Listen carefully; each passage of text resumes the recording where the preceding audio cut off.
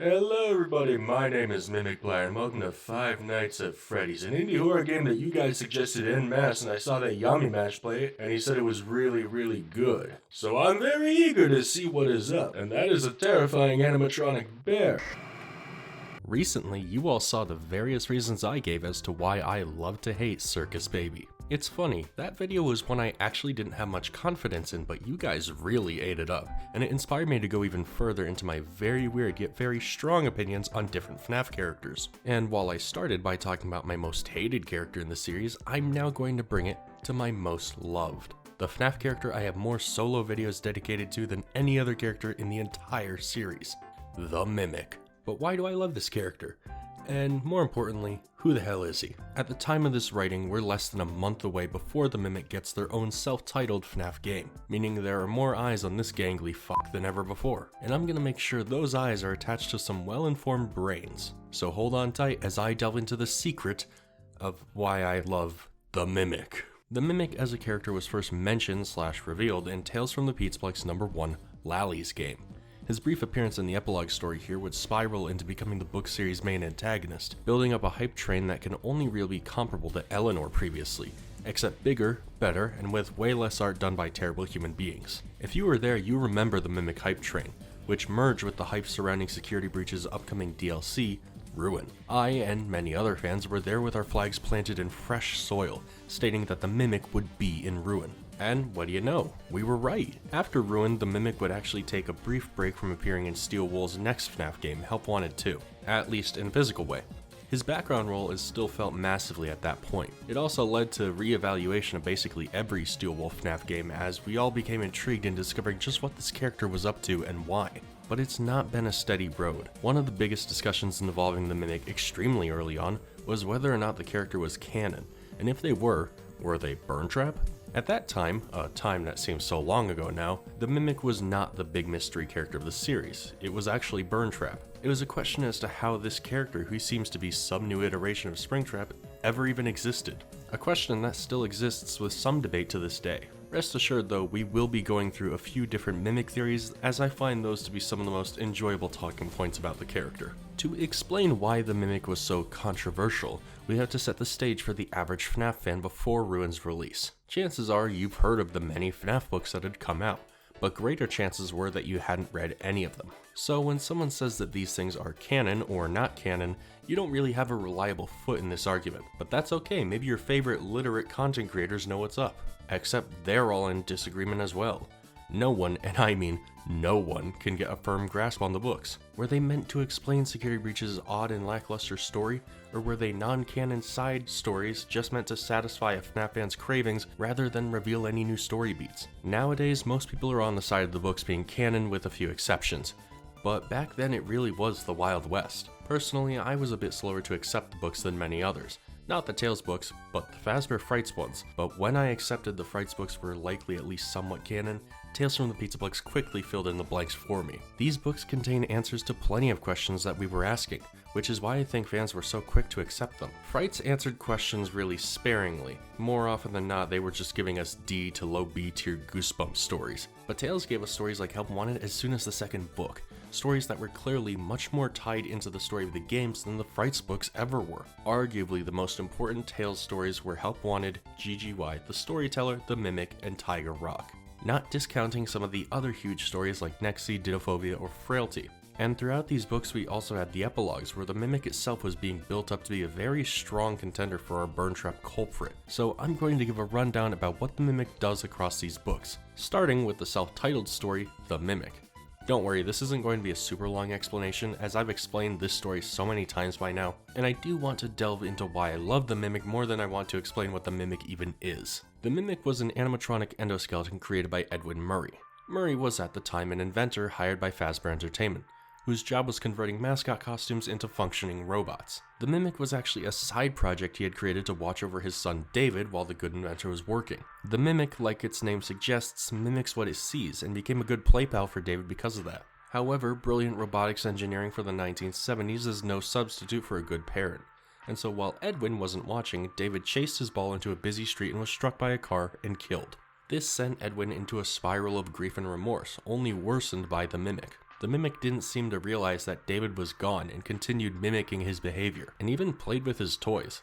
Edwin furiously beat the robot with a metal rod, unleashing his pain and agony onto the Mimic. He then disappeared. After some time goes by, Fazbear Entertainment returns to the factory the Mimic was created in order to claim materials Edwin had created for them. However, both teams sent in by Fazbear end up being brutally executed by the Mimic, who killed them in ways reminiscent of Edwin's daily routine. This included crushing their bodies to fit inside tight spaces like the fridge or cabinets, along with some much more brutal slasher-type kills. My favorites have to be the person who gets their brain scooped out of the back of their head with the Mimic's claw, or the guy who gets yanked into the air by the Mimic and slammed into a wall with enough force to press his head into his chest cavity like a turtle. The factory this short story is set in also seems to be where the new game will be taking place, likely occurring after the events of the ending. The Mimic would then return in 3 other stories: the Storyteller, Tiger Rock, and the Epilogue story, which I'll just count as one really long one. In the Storyteller, we don't actually see the Mimic, but we do see the Mimic's code, the string of code Edwin created that enabled the Mimic to watch and learn,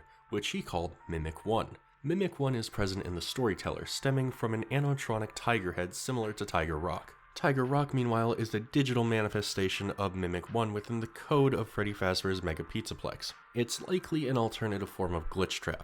But the epilogues are the only other story in the Tales books where the Mimic makes another physical appearance.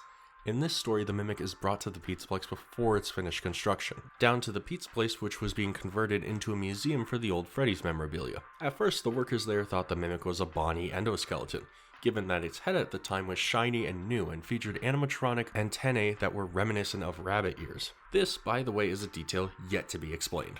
Inevitably, something goes so wrong, and the Mimic murders all of the workers except for one, who seals the place up hoping it's never unearthed again. The rest of the epilogue centers around a group of teenagers who wind up trapped down in the pizza place, where they're picked off one by one by the Mimic, entering various costumes and sneaking up on them. In the end, Lucia, our sole survivor, manages to get the Mimic spring-locked in a jester costume, which disables it long enough for her to escape.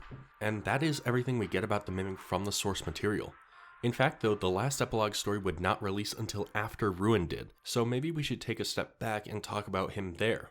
Ruin is a really short FNaF experience, but the Mimic ends up being the driving force behind all of it. The Mimic was at one point sealed in the underground pizza place in a back room, where it would then reach out and communicate with Cassie, the main playable character. The Mimic would call Cassie throughout the game while imitating the voice of Gregory, the main playable character of Security Breach's base game. This is all in an effort to have Cassie disable the firewall entity Mexus and allow the Mimic to escape.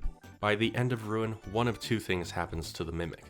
Either he loses an arm when Cassie falls down the elevator, or he gets scooped out of his mascot costume. These different endings are attainable in different ways, and it's not yet clear which ending is the canon one. I brought up Mimic 1 before as well, but to be honest, I don't really want to have to cover all of its appearances as well. Just to be clear though, Mimic 1 is the Mimic's code, and often manifests in different forms including Glitchtrap, Tiger Rock, and Helpy, so chances are if you see one of these characters, you're looking at an extension of the Mimic. Now, why do I love this guy so much? Well, I want to get started on this part of the video by addressing some of the comments on my video about why I hate Circus Baby. A lot of fans of the character were critical of how dismissive I was of her writing, and how the comparison to something like a potential man was inaccurate since every FNaF character is a potential man. To that, I just have to strongly disagree. Just because every FNaF character has potential doesn't mean that they're all potential men. A potential man is a character who goes through intense buildup, adding on to that potential more and more, but then it never goes anywhere. In that sense, I actually think the Mimic is pretty much the opposite. This is a character who came out of nowhere in a side series,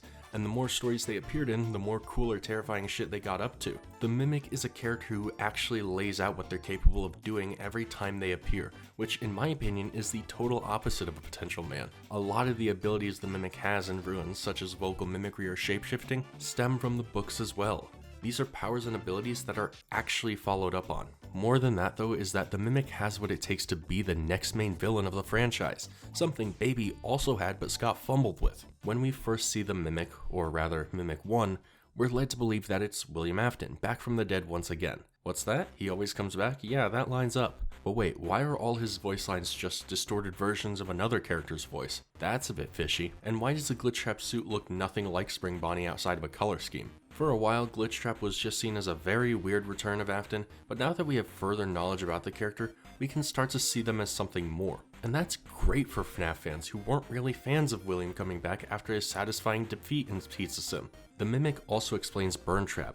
They're one and the same more than likely. This is actually where I'll posit my first theory of this video, but it's more so Rytoast's theory. For those who don't know, this mask is the Vanny mask, a device which, when worn, implants an ocular chip in the user's head, which allows the mask and thus Glitchtrap to always communicate with them and control what they see. Gregory is implied to have one of these chips inside him as well, since he was being controlled by Glitchtrap before the events of Security Breach. During Security Breach though, he doesn't seem to be under that influence anymore. So when he goes down there to where the Mimic's lair is and he sees this, Rytoast as well as myself believe that what Gregory's seeing isn't real. This is just the Mimic, but because they feel scorned by Gregory, they've taken on this nightmarish appearance based on Springtrap and William Afton to torment him. That seems to be the best explanation so far, as Burntrap is never referenced by any other character, and some of his parts, such as his clawed hand, actually line up with parts from the Mimic. Another reason I love the Mimic is that unlike Baby, and to an extent William, this is a villain who exists as an actual commentary beyond the series itself. I'm sure you may have picked up on this, but the Mimic's code and behavior lines up pretty well with how generative AI works. And this is something that is greatly accentuated in The Storyteller. In that book, the Pizzaplex fires the majority of their Showtime writers and other creatives to implement The Storyteller, a supercomputer that uses Mimic 1 to rewrite and remix old programs for new audiences. However, this also has the effect of simplifying the animatronics to warped versions of their basic characteristics. Monty is aggressive and pouty suddenly, Roxy is a sore loser, and Chica is attention-starved and gluttonous. Even Freddy becomes something of a diva, and even has childish fights with guests. This is a character Scott and Steele will have created to comment on the harm of this kind of AI. AI which is being pushed into our entertainment all the time now. It's not exactly a one-to-one with real-life generative AI, and the stance is more on the quality of the content rather than the ethics behind it, which is where a lot of the anti-AI argument comes from, but it's still a lot more than we get from basically any other character in the series in terms of a real-world connection. And it's one that ties into FNAF's basic and consistent parody angle of corporate corruption and greed. Beyond that aspect as well, I love how the Mimic forces us to look at almost the entire series differently. I know a lot of fans hate this element and the word retcon is thrown around a lot, but the way I see it, it's not really a retcon if it's just looking into something previously unexplored. For example, we know Freddy's opened in 1983, but we don't know what William or Henry were up to before that. We had no idea there was an Edwin at all, and we never saw how the original gang was even conceived in the first place. But because of the Mimic and its story, we're starting to see more of those unexplored parts of the timeline become fleshed out. This is definitely an element of the character though that some fans consider to be a negative aspect. That's why I'm now going to talk about why a lot of people don't like the Mimic. I'm going to address these claims as I list them and explain why these cons don't really affect my view of the character. For starters, and probably the most common criticism of the character, is that they should have debuted in a game before the books. To which I say, they did. Although the groundwork had not yet fully been laid, we did have Glitchtrap appearing in Help Wanted before any of the Tales books or even Security Breach had come out. Although Glitchtrap could have been Afton, even MatBat was able to decipher pretty immediately that this wasn't really William, and was in fact an AI copy of him. It's no longer the same guy. He's now an AI replicating the behaviors of William, and snatching the body of whatever completionist is determined enough to play through all the elements of the game. Then Security Breach came out and we got Burntrap, and although he wasn't yet explained to be the Mimic, this would technically be the first time we ever saw the full character, if I'm right anyway. The books didn't necessarily introduce the Mimic so much as they did explain him, and recontextualize these existing plot beats. I will admit that because of how Scott and Steel Wool wrote Security Breach, rationalizing that Burntrap was a copy and not the real William was next to impossible. However, I still believe that the elements to begin figuring it out were already laid. This is however probably the criticism I agree with the most, as we get so much of the Mimic story in the books that we never see in the games. That may change when Secret of the Mimic comes out, but at the moment I can concede that this point is a valid criticism. It's just one that I think isn't as strong as people think it is. Another criticism is that he's detached from the rest of the series. There's no one else like him really. The Mimic doesn't feel like a FNAF character. To that criticism I say, did Springtrap? Did Nightmare? Did Baby? The feeling of a FNAF character changes with every iteration, every game. Once upon a time, Balloon Boy was the odd duck, but now he's just one of the boys. Some may argue that it's because the Mimic doesn't seem to have a supernatural element to it, which I just disagree with. But even if that's true, I don't think that changes much really. Security Breach as a whole doesn't have the same supernatural element as the old games. The series is leaning much more into sci-fi horror than ghost story horror. It's not a bad thing, it just means the Mimic more closely matches the modern era FNaF compared to the old one. But even then, I think the Mimic is a very classic looking FNaF character, and one I can totally see fitting into an earlier spot on the timeline than when we meet them. This is another criticism that I can't fully refute because it's so opinion based, but I just disagree because the way I view FNAF's aesthetics is very likely just different from other people. But probably the worst critique I hear about the Mimic is that he's one big retcon of a character. I addressed this before briefly, but here I want to take an extended look into why FNAF fans consider him to be a retcon. For starters, the Mimic only started appearing in books after Security Breach had come out, and at that point it was clear that the game's story and lore had not been well received by fans of the series previously. So when the Mimic shows up suddenly, a character who was believed to have only appeared in the books, a lot of fans look at this and see it as course correction. Steel Wool realized bringing Afton back was a bad idea, so they just threw this random book character in there instead, which also coincidentally demolished every Afton-based theory surrounding Security Breach at the time. To this I say I just don't buy it. Is it possible that the Mimic was added to Ruin in order to course correct?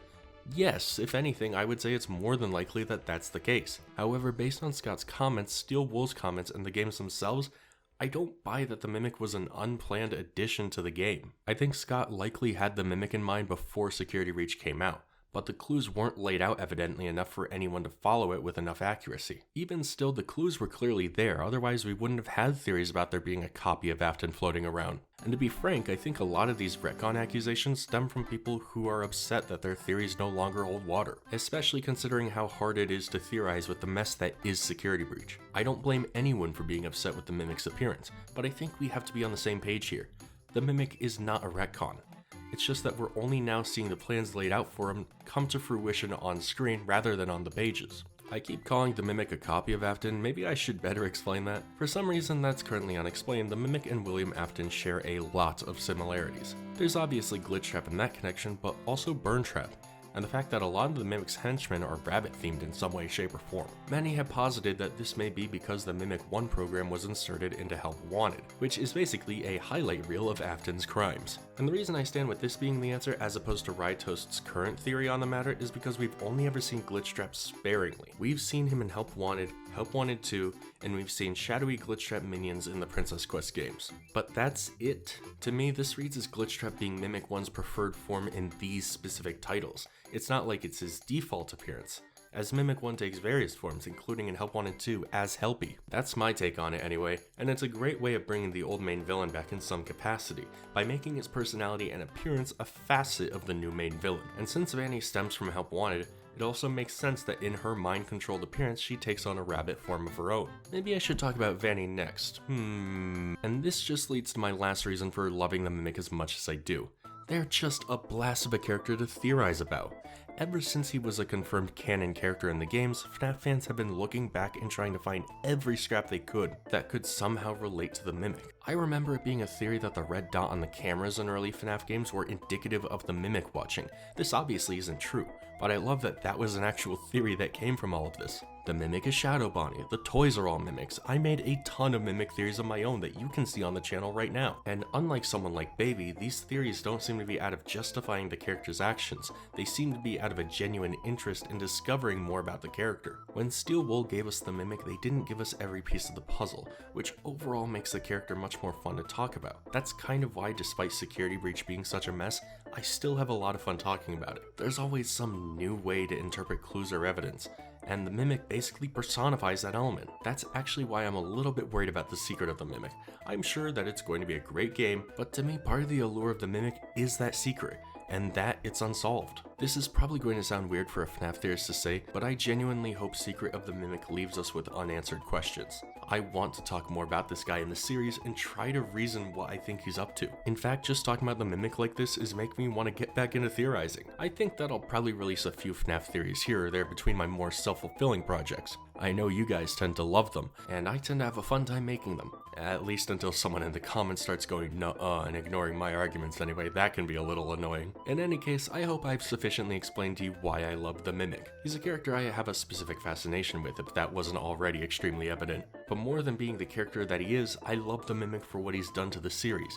giving it the zap of life it needed to pull it forward. It's left some people kicking and screaming along the way, but in my opinion, that's what it needed to do. And I hope through this video, I made someone else love the Mimic as much as I do. I'm Demuted, be sure to subscribe, and peace.